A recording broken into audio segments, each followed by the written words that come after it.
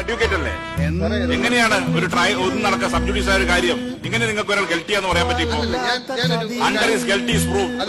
ഒരാൾ എങ്ങനെയാ നിങ്ങൾ ഗൽട്ടി എന്ന് പറയാൻ പറ്റും? നിങ്ങൾ പ്രാക്ടീസിംഗ് ലോയർ അല്ലേ? ഒരു പ്രാക്ടീസിംഗ് ലോയർ അല്ല. റിമാൻഡ് ചെയ്താൽ അയാൾ പ്രതിയാവോ?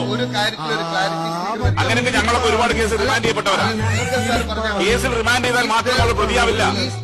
ആ ഒരു മിനിമം നോളജ് ഒക്കെ നിങ്ങൾക്ക് ഉണ്ടാവണം.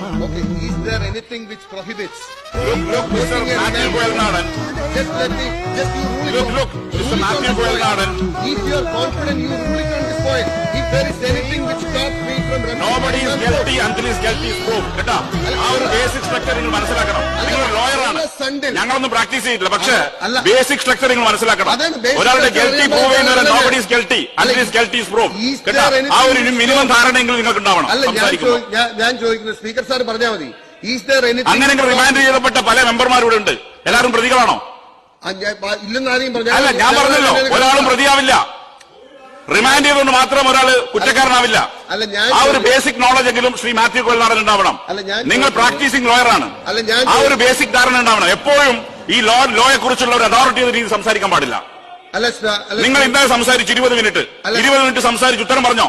ഉത്തരം കേൾക്കാൻ നിങ്ങൾ നിന്നോ? അല്ല, ഒരു സെക്കൻഡ്. ഇന്നലെ 20 മിനിറ്റ് നിങ്ങൾ സംസാരിച്ചു ഫ്ലോറിൽ. നിങ്ങൾ ഉത്തരം കേൾക്കാൻ നിന്നോ? ബഹുമാനപ്പെട്ട മന്ത്രിയുടെ ഇല്ലല്ലോ, ഇറങ്ങിപ്പോകലേ ചെയ്തത്. അതുകൊണ്ട് സമയം നിങ്ങൾക്ക് അനുവദിക്കാൻ പറ്റില്ല.